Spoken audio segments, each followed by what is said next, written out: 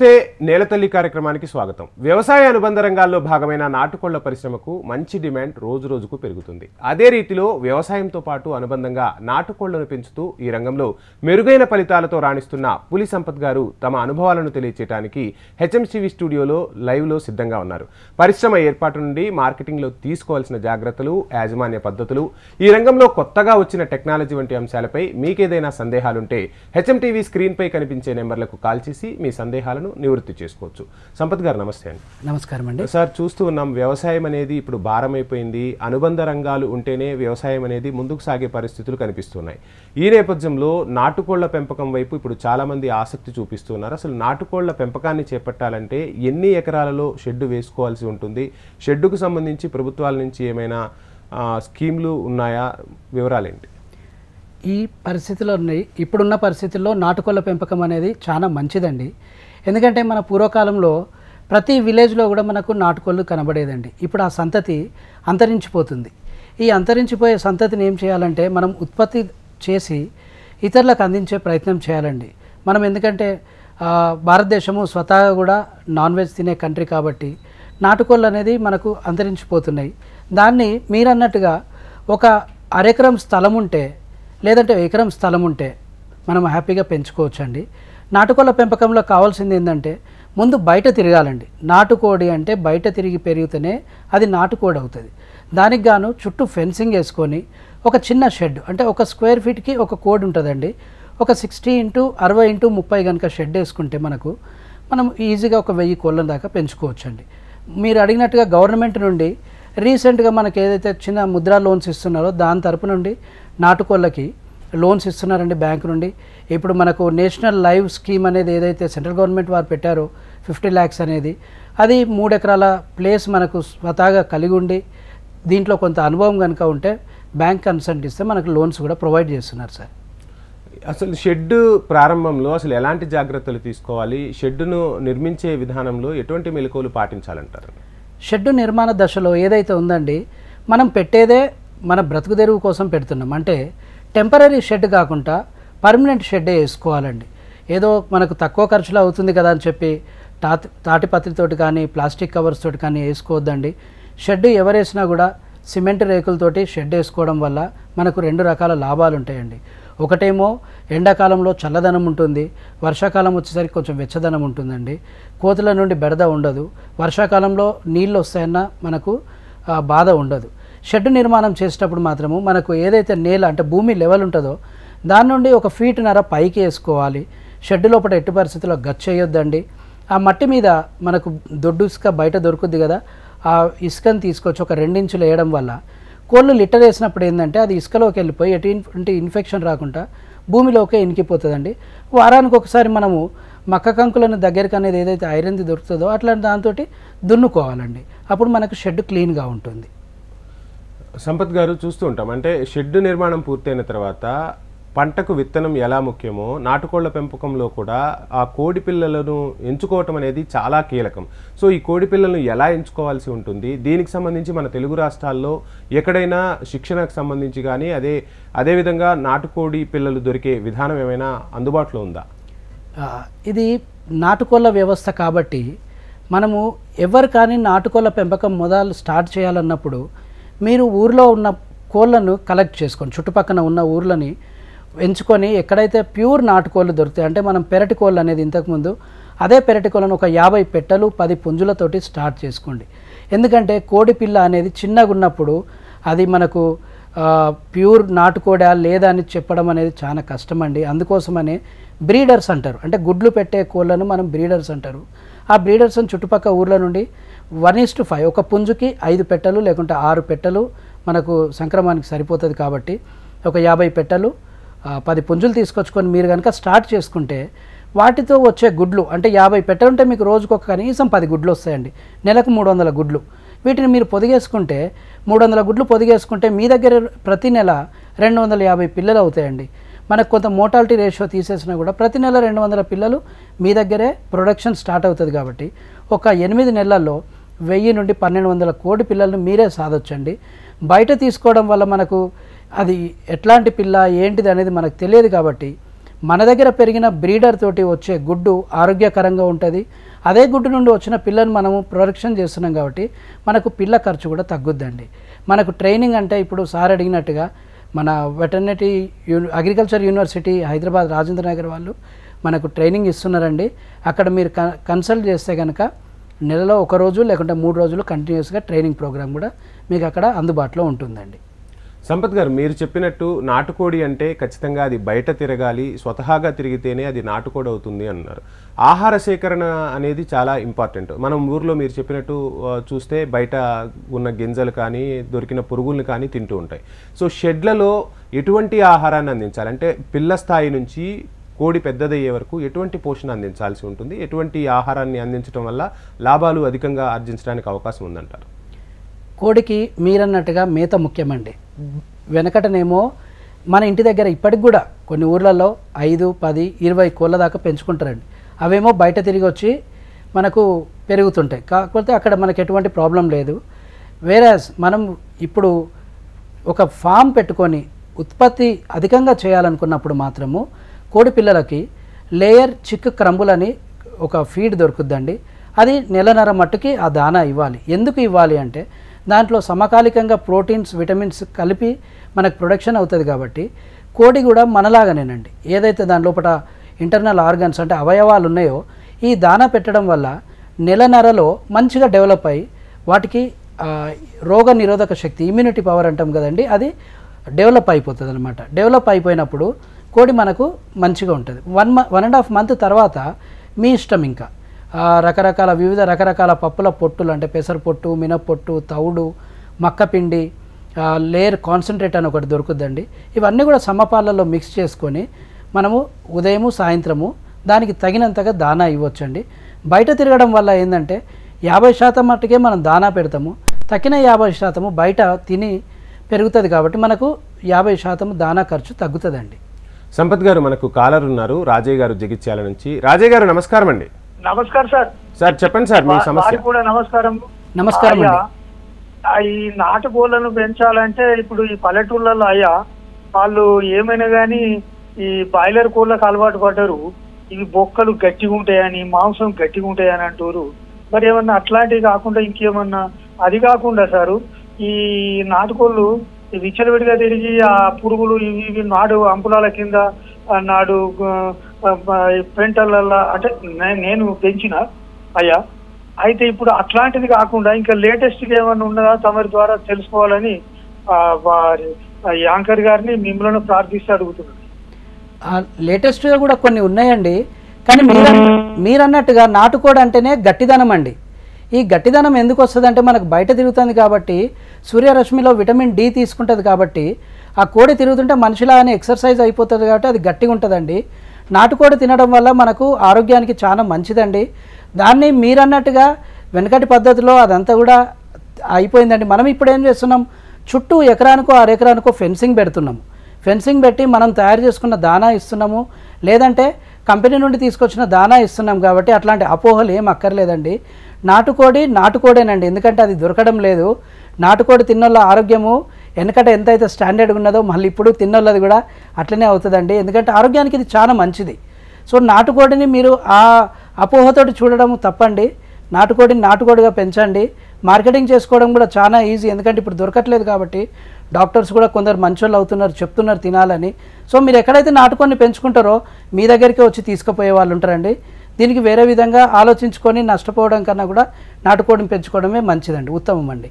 సంపత్ గారు, చూస్తున్నాం ఇప్పుడు బాయిలర్ కోళ్లను పెంచడం కోసము రకరకాల ఇంజెక్షన్లు ఇచ్చి తక్కువ కాలంలోనే ఎక్కువ దిగుబడి వచ్చేలా చేసుకుంటూ ఉన్నారు. సో అసలు నాటుకోడి పిల్ల స్థాయి నుంచి మనము మార్కెటింగ్ చేసే వరకు అసలు ఎన్ని రోజుల కాల వ్యవధి పడుతుంది? ఫస్ట్ దిగుబడిని రైతు పొందడానికి ఎంత టైం పడుతుందంటారు? ఇది మంచి ప్రశ్న వేశారండి. ఎందుకంటే నాటుకోడి అంటే 6 ప్యాక్ అండి.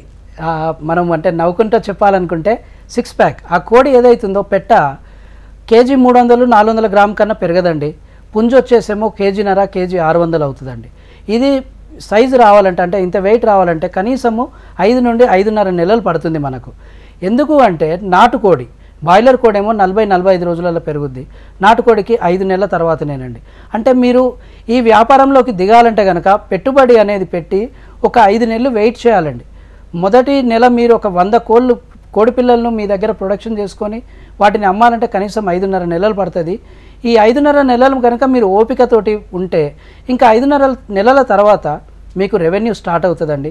ఒక సంవత్సరం లోపల మీరు 1000 కోళ్ళు కనుక మంద తయారు చేసుకుంటే 1000 కోళ్ళల్లో మీకు ఒక 800 పెట్టెలున్నా కూడా ఆ 800 పెట్టెలలో ఎగ్స్ వస్తాయండి. ఎగ్స్తో పాటు మీరు కోళ్ళు కూడా అమ్ముకోగలుగుతారు.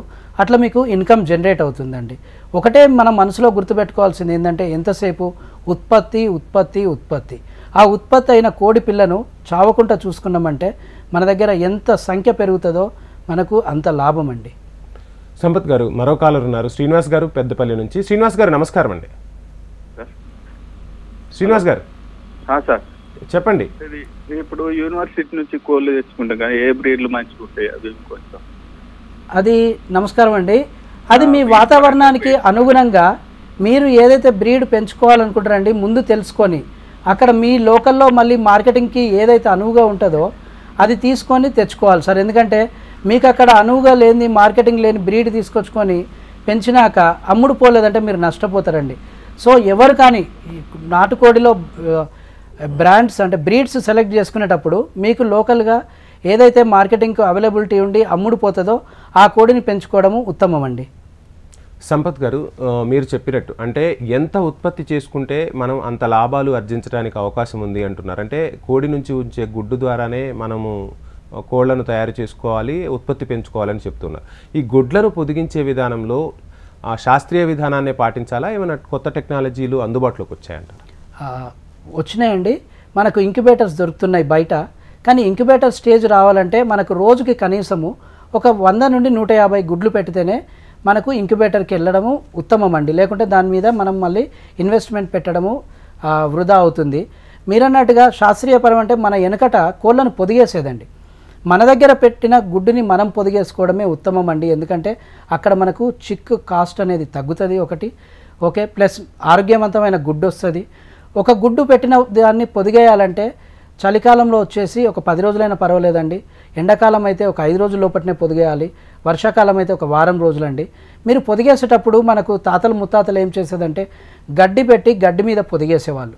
ఇప్పుడు పరిస్థితులలో గడ్డి వేసి పొదిగేస్తే ఏమవుతుందంటే మనకు కోడి పేను తయారవుతుందండి. ఒకటి, పిల్లలు పుట్టినాక పిల్లలు గడ్డి లోపల తొలుచుకొని లోపలికి వెళ్ళి ఊపిరాడక చనిపోతాయి.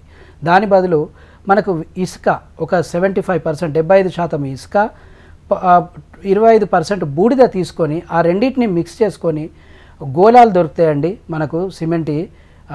ఆ గోళాలలో కానీ లేకుంటే ప్లాస్టిక్ టబ్బులలో కానీ ఇసుక వేసి ఇసుకలో పొదిగేసుకోవడం ఉత్తమం అండి. ఇసుక వేయడం వల్ల లాభం ఏంటంటే ఎండాకాలంలో ఇసుక వెచ్చదనంగా ఉంటుందండి, చల్లగా ఉంటుంది. చలికాలంలో వచ్చేసి ఇసుక వెచ్చదనంగా ఉంటుందండి. కోడిపిల్లలు పుట్టినవి కూడా మనకు చనిపోకుండా మనకు బ్రతుకుతాయండి. సంపత్ గారు, ఇందాక కాలర్ అడిగినట్లు రకరకాల కొత్త వెరైటీలు కూడా మార్కెట్లోకి వస్తున్నాయి. ఇప్పుడు కడక్నాథ్ కోళ్ళు అనేది మనం బాగా వింటున్నాం. అసలు ఈ కడక్నాథ్ కోళ్ళు నిజంగా నాటుకోడేనా? దీని నుంచి అధిక లాభాలు పొందేందుకు అవకాశం ఉందంటారు? కడక్నాథ్ అనేది నిజంగా కూడా నాటుకోడి అండి. అది మధ్యప్రదేశ్ ఒరిజినల్ బ్రీడ్. యాక్చువల్గా నాటుకోడితోటి చాలా లాభాలు ఉన్నాయండి. మైగ్రేన్ పోతుంది, న్యూరో ప్రాబ్లమ్స్ పోతాయి, చిన్నపిల్లలకు మంచిది, మనకు స్కిన్ డిసీజెస్ రావు. కోడి నల్లగా ఉన్నదని మనం అనుకుంటాం కానీ దాంట్లో యాంటీటాక్సిక్ ఉంటుందండి. క్యాన్సర్ పేషెంట్స్ కూడా అది చాలా మంచిది. నాటుకోడి కన్నా కూడా ఇంకా టేస్ట్ ఎక్కువ ఉంటుంది. సేమ్ మటన్ తిన్నట్టే ఉంటుంది. నాటుకోడిని ఎంతైతే పెంచుతామో అదే కాల వ్యవధిలో కడక్నాథ్ కూడా వస్తుందండి. దాని ఎగ్ చాలా మంచిదండి. మైగ్రేన్ పేషెంట్స్కి అయితే చాలా అంటే చాలా మంచిది దాని ఎగ్. మనకు శాస్త్రీయంగా ఏమంటే 100 గ్రాముల కోడిగుడ్లు తిన్నప్పుడు 13% ప్రోటీన్ ఉంటుందండి, 8% ఫ్యాట్ ఉంటుంది. సో ఫ్యాట్ కూడా దీంట్లో నెగ్లిజిబుల్ కాబట్టి రోజు గుడ్లు తినడం వల్ల ఆరోగ్యకరంగా ఉంటామండి. దీంట్లో XY క్రోమోజోమ్ ఉంటుంది. అంటే ఈ కోడి గుడ్డులో జీవం ఉంటుంది. ఎందుకంటే ఈ కోడిగుడ్డు నుండి మనకు పిల్ల తయారవుతుంది కాబట్టి జీవం ఉన్న గుడ్డును మనం తీసుకోవడం వల్ల మన ఆరోగ్యం కూడా చాలా మంచిగా ఉంటుందండి. సంపత్ గారు, మనం చూస్తున్నట్లు ఇప్పుడు ఏవైతే కోళ్ల పెంపకం వైపు అడుగులు వేస్తూ ఉంటామో అదేవిధంగా ఒక చిన్న పైరుని పెంచినట్టే కోళ్లను కూడా పెంచాల్సి ఉంటుంది. ఈ నేపథ్యంలో రకరకాల వ్యాధులు అనేవి వస్తూ ఉంటాయి. సీజనల్గా కూడా చాలా వ్యాధులను మనం చూస్తూ ఉంటాం. సో ఈ వ్యాధులు రాకుండా ఉండాలంటే ఎలాంటి జాగ్రత్తలు తీసుకోవాలి? ముందు నుంచి వెటర్నరీ వైద్యుల్ని సంప్రదించడం వల్ల మెరుగైన ఫలితాలు లభించే అవకాశం ఉందంటారా? ఉందండి. ఇది ఏమంటే సేమ్ కోడి అంటే కోడే అండి. అది బాయిలర్ కోడి కానివ్వండి, నాటుకోడి కానివ్వండి. ఎందుకు ఈ మాట చెప్తున్నానంటే మనం మంద పెంచుతున్నాం. ఇంటి దగ్గర పెంచడం ఏమో ఒక 5-10 కోళ్ళు తిరుగుతుంటాయి కాబట్టి వాటికి మనము ఎటువంటి సస్యరక్షణ చర్యలు తీసుకోకుండా బయట తిరుగుతుంటాయి, వచ్చి మనం చిన్న గూడు కట్టుకుంటాం, గూడులో పడుకుంటాయి. కానీ మనం నాటుకోళ్ళది ఒక వ్యాపార దృక్పథంతో లేకుంటే మన జీవన శైలికి అలవాటు చేసుకొని మన బిజినెస్గా పెంచుతున్నాం కాబట్టి ఇక్కడ మనకు వందలు ఉంటాయి, అంటే ఒక మంద ఉంటుంది. కాబట్టి కోడి పిల్లలు పుట్టిన 6వ రోజు లసోటా అనే వ్యాక్సిన్ ఇవ్వాలండి. 13, 14, 15వ రోజు సేమ్ గంబోరా అనే వ్యాక్సిన్ ఇవ్వాలి. కంట్లో ఒక చుక్క వేస్తారండి. ఓకే. నెక్స్ట్ 28వ రోజుకి లసోటా డబుల్ డోస్ ఇవ్వాలండి. ఇది ఇవ్వడం వల్ల ఏంటంటే కోడి ఒక 3 నెలలు 4 నెలల కాల వ్యవధికి వచ్చినప్పుడు పక్షవాతం రాకుండా కాళ్ళు పడిపోకుండా కాపాడుతుందండి. ప్లస్ లసోటా గంబోరా వైరస్ నుండి కూడా కాపాడుతుంది. మీకు దగ్గరలో ఉన్న ఎవరైతే వెటర్నరీ డాక్టర్ ఉంటారో వాళ్ళని అడిగినా కూడా మీకు సలహాలు సూచనలు ఇస్తుంటారండి. వీటికి కూడా మనము ఇంకొక పద్ధతి ఏంటంటే నేచురల్గా పెంచడం నేర్చుకోవాలి. ఎవరైతే నాటుకోళ్ళు పెంచుతారో దాదాపుగా తోటలు ఉన్న వాళ్ళు పెంచుకోవడము లేకుంటే చెట్లు పెట్టి పెంచుకోవడం అనేదే చేస్తుంటారు. ఈ తోటలు ఉన్న వాళ్ళు కానీ చెట్లు ఉన్న వాళ్ళు కానీ దయచేసి కెమికల్స్ కొట్టొద్దండి. ఇంకా నేచురల్ పద్ధతిలోనే ఆ తోటలను కానీ చెట్లను మనం చేయాలి. ఎందుకంటే మనము కెమికల్స్ వేయడం వల్ల ఈ నాటుకోళ్ళు చనిపోతాయండి, అనారోగ్యం బారిన పడితే వాటిని మళ్ళీ కాపాడుకోవాలి, ఆరోగ్యంగా తీసుకురావాలంటే చాలా కష్టపడాలి. అట్లా చేసుకోకుండా మనం నేచురల్ పద్ధతిలో ప్లస్ ఒక వారం రోజులకు ఒకసారి అల్లం పేస్ట్ చేసి వాటర్లో కలిపి అల్లం నీళ్ళు, మళ్ళీ వారం రోజులకు వెల్లుల్లి నీళ్ళు, కలమంద నీళ్ళు గుజ్జు తయారు చేసి ఆ పసుపు నీళ్ళు ఇట్లా ఇవ్వడం వల్ల మనకు కోడి లోపల ఇమ్యూనిటీ పవర్ని పెంచి రోగాల బారిన పడకుండా కాపాడుకోగలుగుతామండి. ఇప్పుడు సార్ అడిగినట్టుగా 3 సీజన్లలో 3 రకాల జబ్బులు వస్తాయండి. ఎండాకాలం వచ్చేసేమో ఆర్డీ అనే జబ్బు వస్తుంది. ఎందుకంటే వాతావరణంలో వేడి అధికం అవడం వల్ల మనకు కోడి 35 నుండి 38 డిగ్రీల మట్టుకే వేడిని తీసుకోగలుగుతుంది. 38 దాటిందంటే అది కూడా మన మనిషిలాగా డీహైడ్రేషన్ అవుతుంది. సో అట్లా కాకుండా ఉండేందుకు ఎండాకాలంలో మనము ఎలక్ట్రాల్ పౌడర్ మనం ఎట్లా తీసుకుంటామో కోళ్ళకు కూడా ఎలక్ట్రాల్ పౌడర్ ఉంటుందండి. అది వాటర్లో కలిపి ఎండాకాలం అయిపోయేదాకా ఇవ్వడము మంచిదండి. నెక్స్ట్ చలికాలంలో వచ్చేసి కొరైజా వస్తుందండి. దానికి రాకుండా మనకు మెడిసిన్స్ దొరుకుతాయి, అవి చూసుకోవాలి. అన్నిటికన్నా ముఖ్యం ఏంటంటే షెడ్ని నీట్గా చూసుకోవడం వల్ల బయట నుండి ఎవరైనా వస్తే కాళ్ళు కడుక్కొని లోపలికి రప్పించుకోవాలి. అప్పుడు మనం ఈ డిసీజెస్ నుండి కాపాడుకోగలుగుతాము. ముఖ్యమైనది ఏంటంటే మన పెద్దలు చెప్తారు, అది చాలామందికి తెలియదు. జాతరలు ఎప్పుడైతే స్టార్ట్ అవుతాయో అంటే సంక్రాంతి నుండి ఉగాది మట్టుకు రకరకాల జాతరలు స్టార్ట్ అవుతాయి కాబట్టి జనాలు వివిధ ప్లేసెస్కి జాతరలకు పోయి వస్తుంటుంది. కాబట్టి ఈ వైరసెస్ అనేది గాలిలోనే వస్తాయండి. ఈ 3-4 నెలలు మాత్రం కోళ్ళను జాగ్రత్తగా చూసుకోవాలా. బయట వాళ్ళని మన షెడ్లోకి రానివద్దు, మన ప్రిమిసిస్కి రానివద్దు. ఒకవేళ ఎవరైనా అర్జెంటుగా వచ్చి చేస్తామంటే మాత్రం కాళ్ళు కడుక్కొని వచ్చి చూడమనాలి. అప్పుడు మనము వ్యాధుల బారిన పడకుండా మనం కాపాడుకోగలుగుతామండి. రైట్ అండి. మరో కాలర్ ఉన్నారు, భరత్ కుమార్ గారు జగిత్యాల నుంచి. భరత్ కుమార్ గారు, hello, good morning sir. Good morning అండి, చెప్పండి. గుడ్ మార్నింగ్ అండి. రైతులకి ముఖ్యంగా బయోసెక్యూరిటీ ప్రికాషన్స్ ఎవరికి తెలియట్లేదు సార్, దాంతో ఎక్కువ లాస్ అవుతున్నారు. వాటి గురించి కొంచెం డీటెయిల్గా చెప్పండి సార్.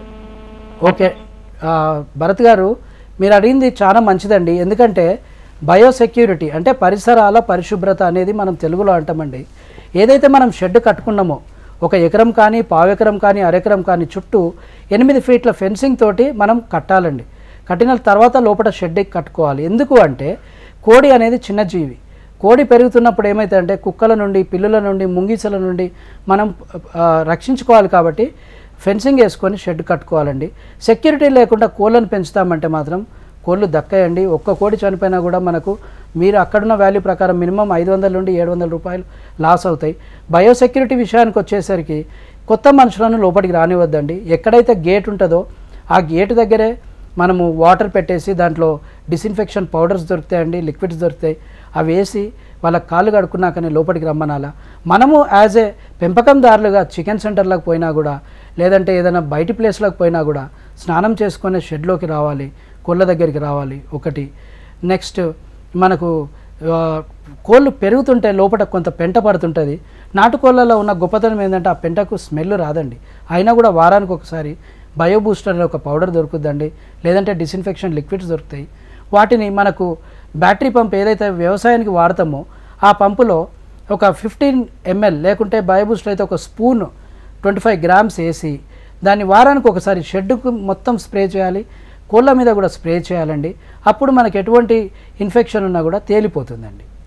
సంపత్ గారు, చూస్తున్నాం ఇటీవల సాఫ్ట్వేర్ రంగం నుంచి కూడా చాలామంది ఈ రంగం వైపు వస్తున్నారు. కోళ్ల షెడ్లను ఏర్పాటు చేసుకుని నాటుకోళ్ల పెంపకం వైపు అడుగులు వేస్తూ ఉన్నారు.